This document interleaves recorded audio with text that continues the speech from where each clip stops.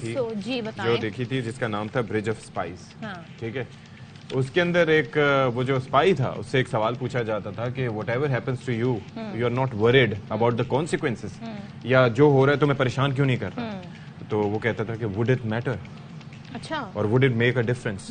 Same goes with the निगरान वजीर आजम। ओ, निगरान वजीर आजम। Anything in our life. लेकिन आप ये देखें कि 2 दिन से कितनी गहरी मुशावरत हो रही है, और राजा रियाज साहब जो हैं उनके पास 3 नाम हैं।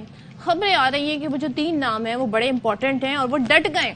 अच्छा, तो कह रहे हैं जो नाम मैं देना चाहता हूँ एज ऑपोजिशन लीडर वो बहुत जबरदस्त हैं और वो मुल्क के लिए बहुत कुछ कर सकते हैं। और जाहिर है एक ऐसे माहौल में एक निगरान वजीर आजम का इंतखाब होने, ऑलरेडी हमें ये तो पता है कि 90 दिन में इलेक्शन होने, फिर नई हल्का बंदियां, डिलिमिटेशन होगी, तो फिर ऑलरेडी इलेक्शन कमीशन को 4 से 6 माह चाहिए। तो ये मामला नवंबर से कहीं आगे बढ़ गया। तो एक तवील अरसे के लिए आपको निगरान वजीर आजम चाहिए। अब निगरान वजीर आजम कौन हो, इस पर अपोजिशन लीडर राजा रियाज और वजीर आजम के दरमियान एक बार फिर मुलाकात हुई। नाम तो जेर गौर आए, लेकिन इत्तेफाक राय नहीं हो सका है। अब जनाब आज दोबारा मुलाकात होगी और उम्मीद है कि निगरान वजीर आजम के नाम पर इत्तेफाक हो जाएगा। वजीर आजम पर उम्मीद है कि मामला खुश असलूबी से तय पा जाएगा। वो ये कहते हैं कि जी नई मर्दमशुमारी हो गई है, और उनका मानना यह है नहीं वजीर आजम का कि इलेक्शन नई मर्दमशुमारी के तहत होंगे, और इलेक्शन निगरान हुकूमत ने नहीं, इलेक्शन कमीशन ने कराना है। तो ये बताया जी। अब राजा रियाज साहब का क्या मौके है वो भी जरा देख लेते हैं। आज से 3 दिन के अंदर मैंने और वज़ीर आज़म साहब ने निगरान वज़ीर आज़म के लिए मुशावरत करनी है। वज़ीर आज़म साहब की दावत पे आज पहली नशिस्त हुई है। मैंने अपनी तरफ से नाम दिए हैं, वज़ीर आज़म साहब ने भी नाम दिए हैं। उस पर हमारी तकरीबन 1 घंटा मुशावरत हुई है। वज़ीर आज़म को रिक्वेस्ट की है आप मेरे नामों पे गौर कर लें और मैं आपके नामों पे गौर कर लूं। ये फैसला हुआ है, एक नशिस्त होगी। जब तक कोई नाम फाइनल नहीं होता हम कोई नाम डिस्क्लोज नहीं करेंगे। कुल 6 नाम हैं जो सामने आ चुके हैं। मेरे और वज़ीर आज़म साहब के यकीन है कि इंशाल्लाह मैं और वज़ीर आज़म साहब किसी नाम पे मुत्तफिक होंगे। अच्छा जी, अब मुत्तफिक कैसे होंगे, क्या तरीक़ेकार होगा। अच्छा, जलील अब्बास जिलानी साहब का नाम जिस तरीके से हमने आपको बताया था कि he is the most favourite, लेकिन किसी भी वक्त कुछ भी हो सकता है। हफीज शेख साहब भी he is in the race, लेकिन अब ये कहा जा रहा है कि not as the caretaker prime minister but caretaker finance minister। तो there are so many things। और बाकी आ रही है कि जी पता नहीं कितने लोगों की क्लियरेंस ली गई है। तो ये सादिक संजरानी साहब का नाम पता नहीं कैसे आ गया, हालांकि वो तो अभी चेयरमैन थे। तो बड़ी और जाहिर है ये तमाम तरह बड़ी दिलचस्प सूरत हाल है, इस पे बात करें। हाँ जी, बात कर लेते हैं। हमारे साथ मौजूद हैं सीनियर तज्जियाकार सहाफी अतहर काज़मी साहब। Athar, good morning. क्या कहिएगा अब जिस तरीके से मुशावरत हो रही है, कितनी, एक तो पहले बताइएगा मीनिंगफुल मुशावरत हो रही है निगरान वजीर आजम के लिए अपोजिशन लीडर और वजीर आजम के दरमियान, और आपको क्या लगता है जो 2 नाम खास तौर पे, एक तो हफीज शेख साहब का नाम और फिर जलील अब्बास जिलानी का, किसके सर पे हुमा बैठेगा जाके? देखिए, मीनिंगफुल मुशावरत इस मुलाकात से पहले काफी ज्यादा हमने देखी जो हुई, जो दुबई में भी मुलाकातें हुई, उसके अलावा भी राब्ते हुए पाकिस्तान मुस्लिम लीग नून में और पाकिस्तान पीपल्स पार्टी में। उसके अलावा JUIF का भी थोड़ा सा उसमें किरदार है। अब राजा रियाज साहब ने जितनी मीनिंगफुल ऑपोजिशन की है इस पार्लियामान के अंदर, उतनी ही उनकी मीनिंगफुल ये मुशावरत हो रही है। इस पे तो मैं इतना ही कहूंगा। अच्छा, इसमें मैं ऐड भी करूंगा ना एक चीज। वो बात ये है कि भाई हम जब बचपन में WWE देखा करते थे तो हमें लगता था ये सब कुछ दैट इज फॉर रियल। तो अभी हम यही बात कर रहे थे कि जी राजा रियाज साहब डट गए, तो मुझे पता नहीं क्यों वो वाली vibe I. I am not sure कि वेदर इट्स राइट और रॉन्ग, बट आया ऐसी फीलिंग। पर वो डट गए हैं। अब आपको बेशक जो मर्जी फीलिंग आए, राजा रियाज साहब डट गए हैं और उन्होंने कहा कि आज हम दोबारा मुशावरत करेंगे।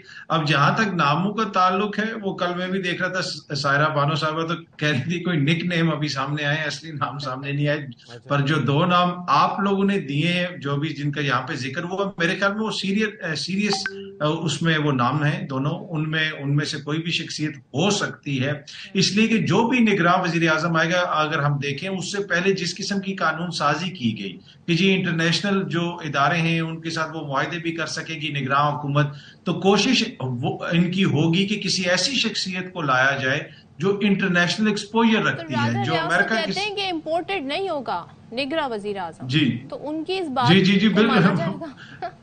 وہی راجہ ریاض صاحب جو کہہ رہے ہیں وہ بالکل آپ لوگ اپنے ذہن میں رکھیں، اسی کے مطابق ہوگا. میں نے پہلے عرض کی نا کہ باقی جو مرضی سسٹم اس طرف چلتا رہے، جو راجہ ریاض جہاں پہ کھڑے ہوں گے وہیں سے لائن لگے گی اور وہیں سے وہ بات آگے چلے گی. لیکن تھوڑی سی جو ہے کر رہا تھا کہ آپ نے اپنا نام بھی دیا ہوا تھا، میں تو جگہ جگہ اس کو بھی پروموٹ کر رہا تھا، اس کا کیا ہوا؟ میں نے تو اپنا نام بھی دیا تھا، مجھے تو صدف سے بھی قبولیت نہیں ملی، تو باقی آگے تو تو اللہ رحم. جہاں تک میرے نام کا تعلق ہے اشفاق صاحب، ابھی آپ کے پروگرام میں بیٹھا ہوں پر فون ابھی بھی میں نے اپنا آن رکھا ہوا ہے، سائلنٹ نہیں کیا، کہ مجھے ابھی بھی امید ہے کہ کسی ٹائم بھی راجہ ریاض کا مجھے کال آ جائے، کیا پتا وہ میرا نام دے دیں. تو لیکن جو دو نام آپ لوگوں نے بتائے نا، یہ دونوں نام بڑے امپورٹنٹ ہیں، اس لیے کہ میں نے جس طرح عرض کی پہلے کہ قانون سازی ہوئی اور یہ دونوں شخصیات انٹرنیشنل لیول کے اوپر ان کا بڑا ایکسپوجر ہے، یہ امریکہ کے سسٹم کو سمجھتے ہیں، انٹرنیشنل جو آرگنائزیشنز ہیں ان کے ساتھ یہ ڈیل کرتے رہے. پھر حفیظ شیخ صاحب کا ایک اپنا بیک گراؤنڈ ہے، جیلانی صاحب کا اپنا بیک گراؤنڈ ہے، تو میرے خیال میں یہ دونوں مضبوط امیدوار ہیں. لیکن جب تک حتمی نام سامنے نہیں آئے گا تب تک ٹو بی آنسٹ یہ کہنا، یعنی کہ آپ یہ سمجھتے ہیں اور یہ رائے پائی جاتی ہے کہ وہ شخص لایا جائے جو انٹرنیشنلی ویل کنیکٹڈ ہو، نہ کہ ایسا شخص جو کہ ماسز میں یہاں پر کنیکٹڈ ہو، کیونکہ آگے چل پہ اسی فارمولے پہ غور ہو سکتا ہے. بالکل ایسا شخص لانے کی کوشش کی جائے گی کہ جو انٹرنیشنلی کنیکٹڈ ہو، عوام کا جو تعلق ہے، عوام کے جو بھی مقبول ہوگا. آج کل وہ پاکستان میں کسی کو قبول نہیں ہے، اس لیے کہ انٹرنیشنلی جب آپ الیکشنز کو آگے لے کے جائیں گے تو آپ کے اوپر پریشر آئے گا. اگر آپ الیکشنز کو آگے لے کے جاتے ہیں اور الیکشنز وقت پہ نہیں ہوتے تو اس میں کم از کم ایسی شخصیت ہو جو پریزنٹیبل ہو، جس کو انٹرنیشنل سطح پہ لوگوں تھوڑا بہت جانتے ہوں، جو بات کر سکے، جس کا ایک سافٹ سا امیج ہو، تو وہ بڑا کلیدی کردار ہوگا. یعنی وہ سب کو یہ ایک ریزن ہو سکتا ہے. اطہر یہ بھی بتا دیں، وزیر اعظم نے کل کہہ دیا ہے، اب ظاہر ہے جب وزیر اعظم کہہ رہے ہیں تو پھر اس بات پہ کچھ تو وزن ہوگا کہ ان کے جو بھائی ہیں میاں محمد نواز شریف، یعنی کہ مسلم لیگ نون کے جو سربراہ ہیں، وہ اگلے مہینے آ جائیں گے، یعنی سپٹمبر میں. تو کیا وجہ ہے کہ وہ اپنے بھائی کے دور حکومت میں نہیں آئے، اب وہ ایک نگراں سیٹ اپ میں آئیں گے، تو ان کے لیے حالات کیا زیادہ موزوں ہوں گے اس دوران آنا؟ دیکھیں یہ وہ بات ہے جو بار بار حکومتی شخصیات کرتی ہیں. پہلے تو ہمیں بتایا گیا تھا کہ وہ بہت جلد آ رہے ہیں، لیکن یہ بڑا امپورٹنٹ کوشچن ہے کہ اپنے بھائی کی حکومت ہے، ایسی حکومت ہے جس میں وہ آل ان آل ہیں. پنجاب میں بھی جو کیئر ٹیکر سیٹ اپ ہے وہاں پہ بھی ان کی کوئی مخالفت نہیں ہے، وہاں پہ بھی وہ اگر آتے تو کوئی ایشو نہیں تھا ان کو، لیکن اس کے باوجود وہ نہیں آئے. اب وہ بار بار سپتمبر کہتے ہیں اور حکومتی شخصیات یہ بھی کہتی ہیں جی ہم انتظار کر رہے ہیں کہ جو چیف جسٹس صاحب چلے جائیں گے تو اگلے چیف جسٹس جب آئیں گے قاضی فائز عیسیٰ صاحب تو تب میاں صاحب کی واپسی ہوگی. میرے خیال میں یہ ایک ایسا بیانیہ ہے جو درست نہیں ہے ان اے وے کہ آپ اگلے آنے والے چیف جسٹس صاحب کو ان کے آنے سے پہلے ہی کنٹروورشل بنانے کی کوشش کر رہی ہیں حکومتی شخصیات سابق. اب تو اور یہ چیز ان کے گلے بھی پڑ سکتی ہے ان کے، جی ان کے بالکل میں اسی طرف آ رہا ہوں. وہ یہ تعصب دے رہے ہیں کہ جی وہ آئیں گے تو وہ میاں صاحب کو ریلیف دے دیں گے، یہ تو آپ ان کو کنٹروورشل بنا رہے ہیں. مسئلہ یہ ہے کہ جو بھی معزز جج ہوگا، چاہے موجودہ چیف جسٹس ہوں یا اگلے ہوں، وہ تمام جج صاحبان آئین اور قانون کے مطابق فیصلے کرتے ہیں، شخصیات کو دیکھ کے فیصلے نہیں کرتے. تو یہ بڑا ایک پرابلمٹک ان کا بیانیہ ہے جس کی وجہ سے اداروں کو بھی کنٹروورشل بنانے کی ایک طرح سے کوشش کی جاتی ہے. اور یہ جو کے پی میں ہو رہا ہے، کے پی میں پنجاب میں الیکشن نہیں ہوئے، ہم نے دیکھا، پھر اس کی مختلف توجیحات دی گئیں، حالانکہ وہاں پر آئین کی خلاف ورزی بھی ہو گئی. اب وہاں نگراں حکومت کے لیے بھی ایک نگراں حکومت کی ضرورت ہے، وہاں استعفے مانگ لیے گئے. تو یہ کیا ہم کہیں اور صوبوں میں بھی اس طرح کی ایکسرسائز ہوتے ہوئے دیکھیں گے؟ اس سے کیا نتیجہ اخذ کریں اطہر؟ اس وقت جو ہے نا صدف، اس وقت بنیادی طور پہ آپ کے ملک میں آئین جمہوریت کوما کے اندر ہے، اور یہ میں بڑا سیریسلی کہہ رہا ہوں. ایک جو انہوں نے کیا ہے نگراں، ان لوگوں نے چاہے وہ نگراں سیٹ اپ کے حوالے سے ہو، چاہے 16 مہینے کی ان کی حکومت ہو، انہوں نے جو جمہوریت کے ساتھ کیا، جو جمہوریت کے اندر بنیادی حقوق ہوتے ہیں ان کے ساتھ کیا ان لوگوں نے، اس کی وجہ سے یہ پورا سسٹم، یہ پورا نظام جو ہمارا جمہوری نظام ہے وہ ایک طرح سے کوما کے اندر چلا گیا. اب اس کو ریوائیو کرنے کے لیے بہت کچھ کرنا پڑے گا. کیا آج تک ہم نے ایسا کبھی نظیر دیکھی کہ نگراں حکومت کے حوالے سے سیاسی جماعتیں پہلے دعویٰ کر رہی ہیں کہ جناب 3 بندے ہمارے ہیں، 4 ان کے ہیں، اور اب وہ یہ کہہ رہے ہیں کہ اس میں سے بہت سارے وزیر مستعفی ہو رہے ہیں، نئے وزیر آئیں گے. تو یہ وہ مذاق ہو رہا ہے ہمارے نظام کے ساتھ جو آج سے پہلے ہم. لیکن اطہر صاحب مجھے ایک چیز بات بتائیے گا کہ اس وقت بہت کچھ ایسا ہو رہا ہے جو پہلے جس کی نظیر نہیں. لیکن ایک کویسچن ہے، حکومت چلی گئی اور اب نگراں حکومت آئے گی، تو اس کے بعد سوال یہ اٹھتا ہے کہ جو سیاسی جماعتیں اس وقت موجود ہیں on the ground, on the battle field, کیا وہ اس پوزیشن میں ہیں کہ عوام کے سامنے اس 16 مہینے کی کارکردگی پر اپنا چہرہ ان کے سامنے کر سکیں اور ان سے ووٹ کی ڈیمانڈ کر سکیں؟ فیصل کریم کنڈی صاحب تو کل فرما رہے تھے کہ جی پیپلز پارٹی تو تیار ہے. آپ کی اسیسمنٹ کیا ہے ان جماعتوں کو لے کے؟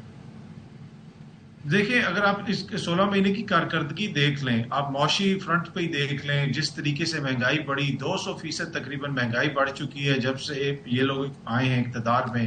جو قیمتیں ہیں آپ کی، چاہے وہ یوٹیلیٹی بلز ہو جائیں، آپ کا پیٹرولیم کی مصنوعات ہو جائیں، یہ وہ ساری چیزیں ہیں جن سے براہ راست عوام متاثر ہوتی ہے.